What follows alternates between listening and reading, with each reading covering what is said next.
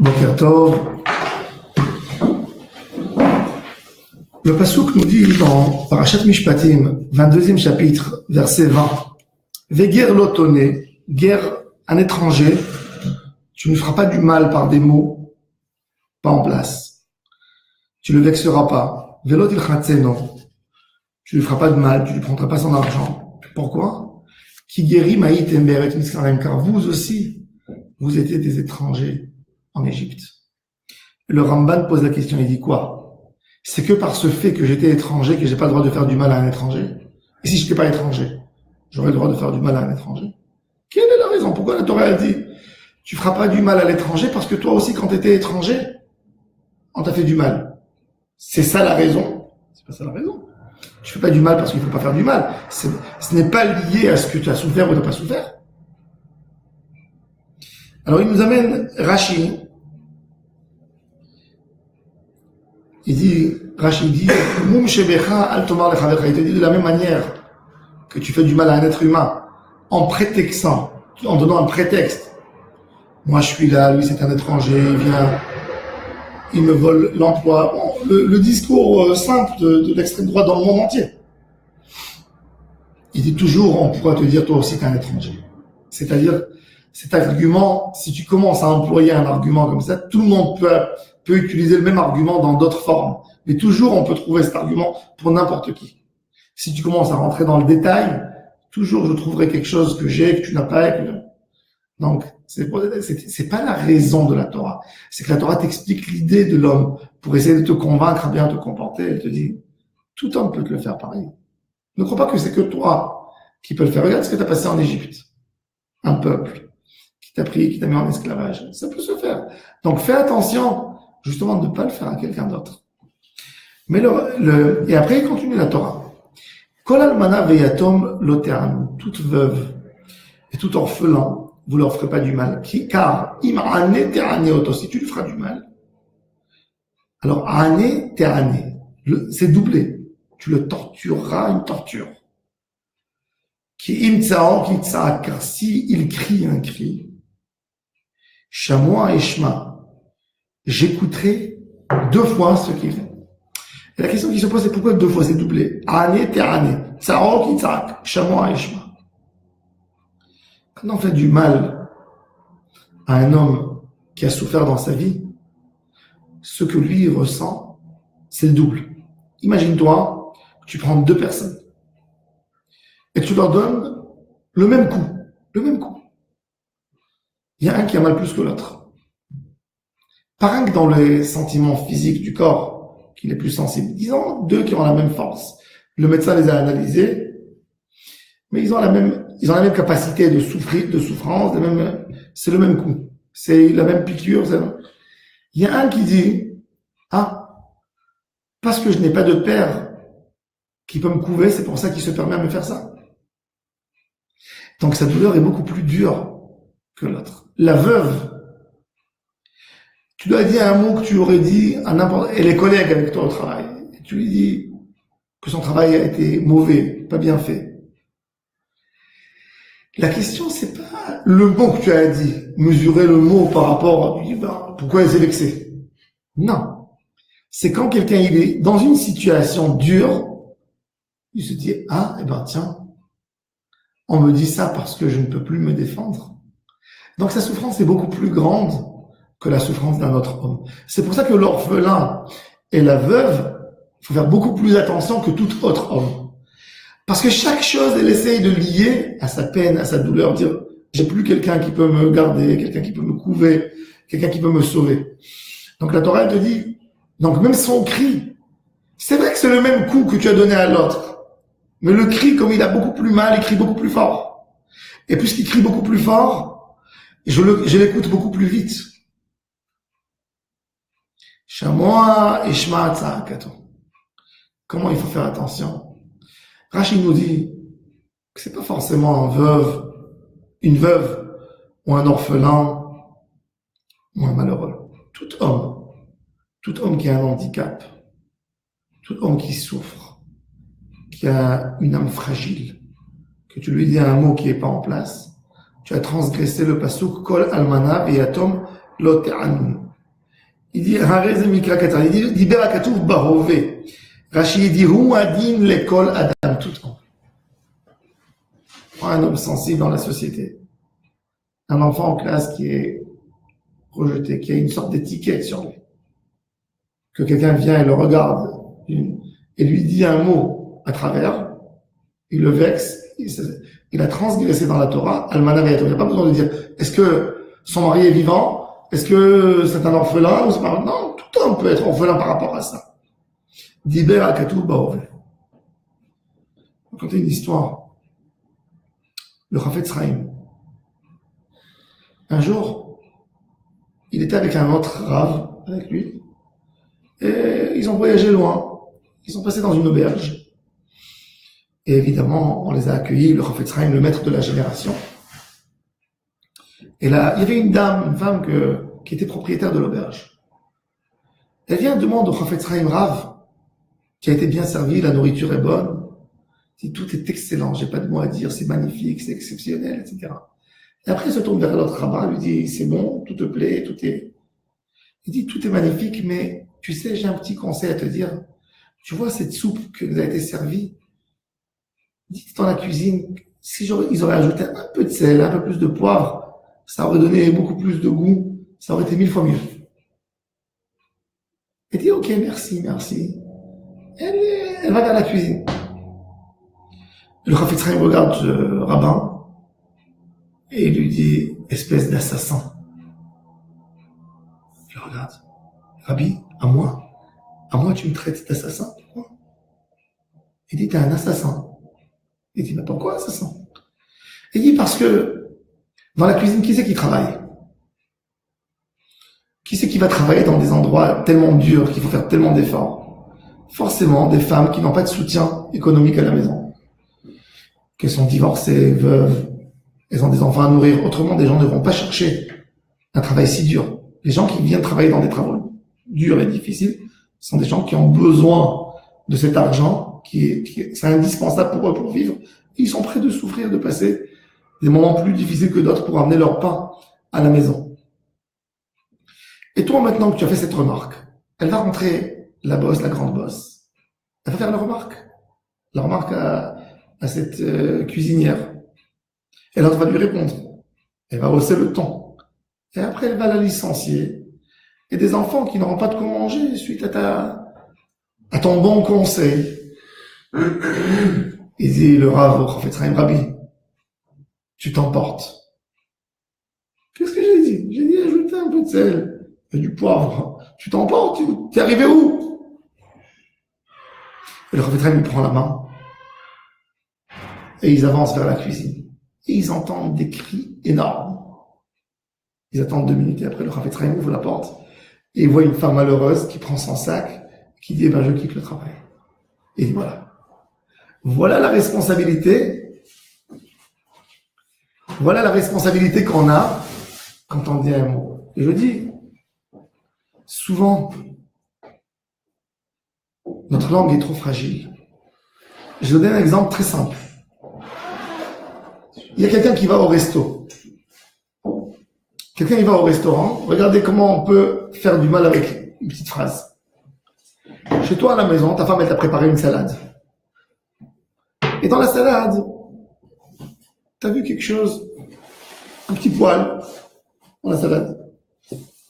Qu'est-ce que tu fais?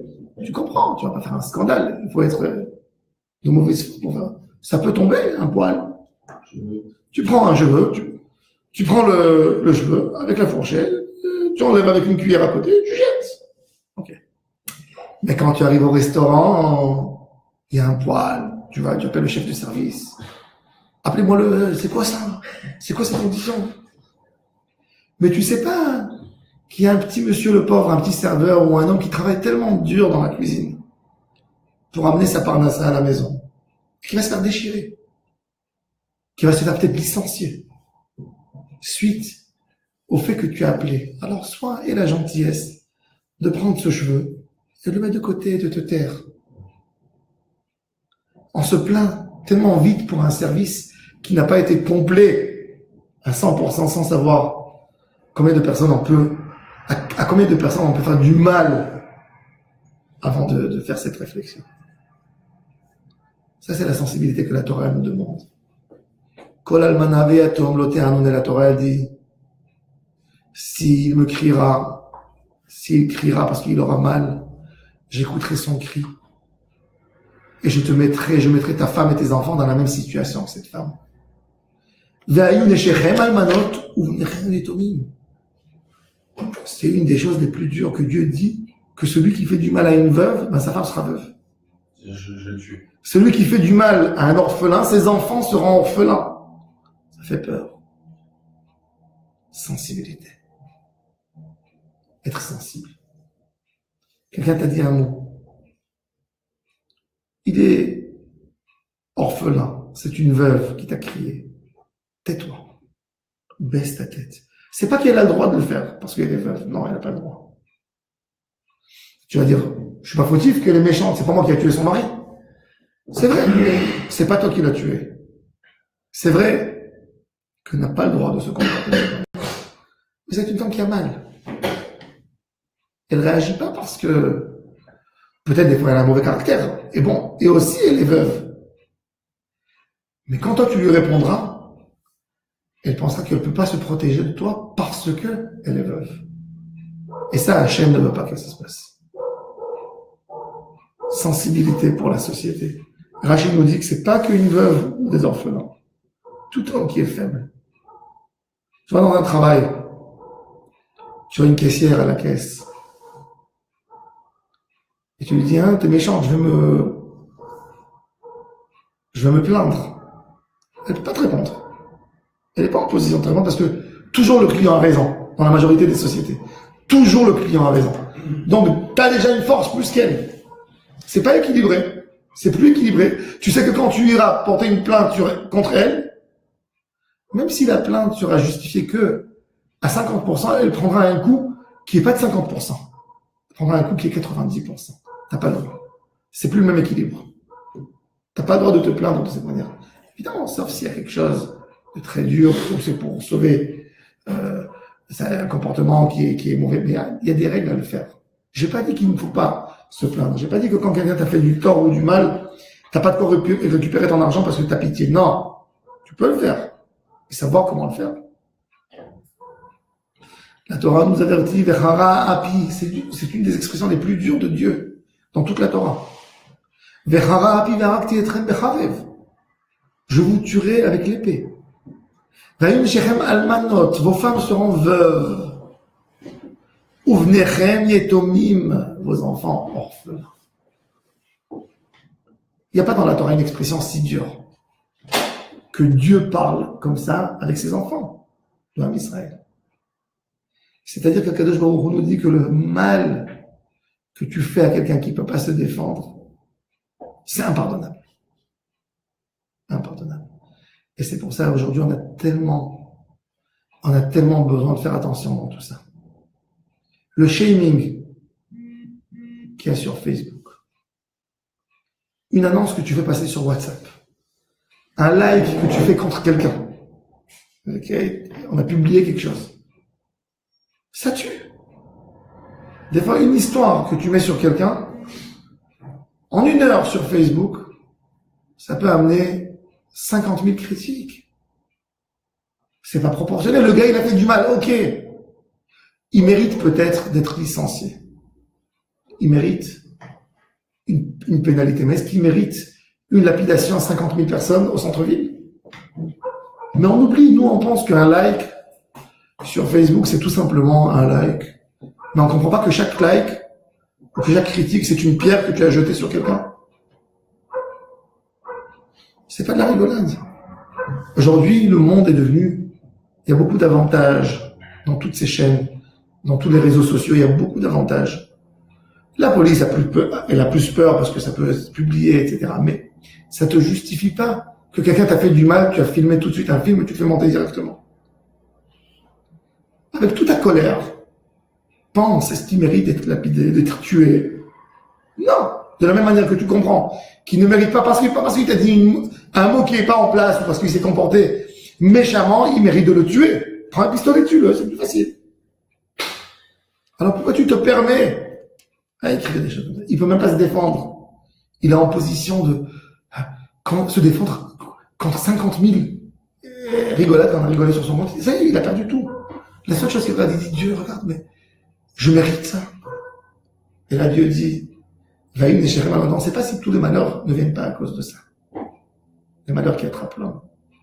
Un homme, des fois, il se dit, j'ai pas fait du mal dans ma vie, pourquoi Dieu me fait ça? Quand Dieu envoie à quelqu'un des maladies et des choses terribles, il sait rien. Des fois, il a fait un petit like, il a ajouté, il a 1000 personnes qui le suivent sur Facebook. Il a décidé de déchirer quelqu'un et de mettre un petit post. Et il a fait un lachon hara en 1 minute à 1000 personnes. C'est beaucoup plus grave qu'un lachon hara mauvaise langue que tu parles avec un voisin. Tu as parlé avec une personne. Là, tu peux même plus le réparer, là. Parce que ce post, il va être, les gens, ils vont appuyer cher, ils vont faire, partager. Il suffit qu'encore 20 personnes, ils ont décidé de le faire. Il y a eu 20 000. Tu t'imagines? On peut pas s'imaginer, des fois, le dégât du mal, comment on peut être des gens qui peuvent détruire la vie de quelqu'un d'autre. Et ça, c'est à faire et à refaire et à apprendre et à reparler et parler de la sensibilité de la société. Nous sommes dans un monde qui n'est plus équilibré. Il n'y a rien qui est proportionné. Il n'y a plus rien. Il n'y a aucune proportion. Quelqu'un a fait du mal à l'époque, on allait au Bédine, au tribunal. Il était jugé selon 3 sages qui jugeaient qu'est-ce qu'il fallait faire, qui ne publiaient pas dehors, qui ne mettaient pas sur les toits toute décision. Aujourd'hui, avec n'importe quoi, tu publies. Toi-même, tu partages. Tu peux faire tellement de mal et il faut avoir ce pasouk devant nous. Vechara. Alors, yatom, kol almana veyatom lo te'anun. Rashi nous dit, hu adin lekol adam. Tout homme rentre dans ce critère. Et là, j'ai dit, Berakatou Barové, le pasouk a choisi un exemple qui est évident pour tout le monde. Toute femme peut être veuve dans une situation, dans un travail que personne ne lui parle, lui adresse la parole, qu'elle est agressée, qu'on lui parle mal. Tout homme peut être orphelin dans un endroit où que le grand boss lui veut du mal, veut le licencier, il dit à tout le monde de lui parler pas, etc. Il a la même situation qu'un orphelin.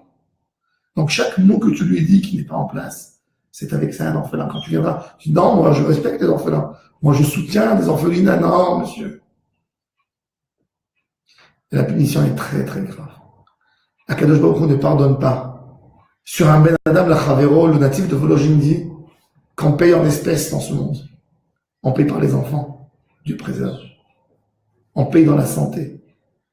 Quand tu as fait du mal à un homme dans ce monde, tu payes. Tu sortiras pas d'ici tant que tu n'as pas payé. C'est une dette. Une grosse dette. Et c'est pas la prison, c'est beaucoup plus dur que la prison. La prison, c'est un bonheur. Parce qu'un homme, il aurait préféré la prison ou avoir un cancer et de quitter le monde. De se dégrader, de... Akadosh Baruch Hu, là, c'est... Et ça doit être toujours devant nos yeux.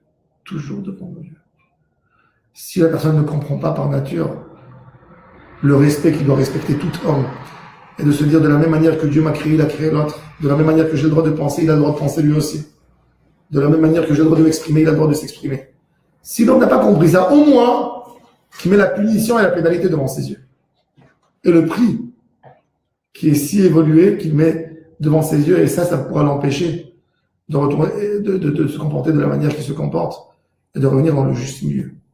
C'est un sujet dur, mais c'est bien de le dire de temps en temps et de rafraîchir la mémoire, pour ne pas chez l'homme vivre une vie sans se rendre compte, en faisant du mal. Cette veuve ou cet orphelin, ça peut être des fois même ton fils. Il y a toujours comment on dit, en hébreu on dit Akivsa Ashkora, le mouton noir qui est à la maison, qu'on a tendance à le critiquer, un petit frère qui est toujours maladroit, qui prend des critiques, celui que la petite sœur que la maman n'aime pas toujours, etc. Et qui prend tous les critiques sur sa tête. Et que toi tu lui dis et tu répètes et tu blesses. Et l'autre il n'a pas de quoi, il peut pas se défendre, il n'a même pas sa mère ou son père qui l'aide et qui le couvre et qui sont là pour condamner un mauvais comportement d'un frère vis-à-vis de son frère ou d'un père. On peut avoir toujours un voisin que celui-là toujours on se permet à parler contre lui. Ça c'est un orphelin. Ça c'est une veuve. Hashem Yishmerenu v'yatzilenu. Veniskel taken, qu'on s'éloigne de tout ça, plus que ce qu'on s'éloigne du feu. Un homme doit se sauver de toute parole de la Shonara. Je vais vous raconter une petite anecdote. J'étais à Istanbul la semaine dernière, et mon ami m'a dit, viens chez le coiffeur. Moi, je ne me coiffe pas jamais, je ne vais pas chez le coiffeur, je me coiffe à la maison, je prends la tondeuse, tout seul. Donc, je vais chez le coiffeur, et ils ont une manie, ils enlèvent les poils des oreilles. Vous savez, ils enlèvent, je ne savais pas qu'ils faisaient ça chez nous. Donc, sans me poser la question, moi je parle pas le turc, il est là, il prend une pincette, et il commence à me tirer. Et chaque truc, mon oreille, j'ai senti que on m'a tiré l'oreille. Et quand je suis sorti, vous savez qu'est-ce que j'ai pensé? J'ai dit, Dieu, si chaque mauvaise langue que j'entendais qui me rentrait dans l'oreille, ça me ferait ça aurait été magnifique. On a tellement mal sur un poil qu'on nous arrache de l'oreille. Mais une mauvaise langue qui te rentre dans l'oreille, ça devrait te faire beaucoup plus mal. En réalité. Beaucoup plus mal. On a besoin de développer une sensibilité dans l'âme. Ne pas pouvoir écouter du mal contre quelqu'un.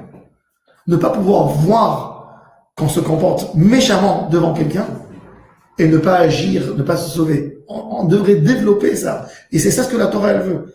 Toute la Torah, elle veut te créer ça en toi. Que quand tu entends quelque chose, ça te fait mal. Le Chafetz Chaim, quand il entendait à la Shonara, il sentait qu'on lui perçait l'oreille, qu'on mettait du feu. De la même manière que quand on vient te met une musique tout d'un coup, assourdie, tu te dis, je peux pas entendre. De la même manière, tu devrais réagir quand tu entends à la Shonara. Hashem Yizakir, je vous souhaite à tous une excellente journée. Shavua Tov et Shabbat Shalom Mevorach.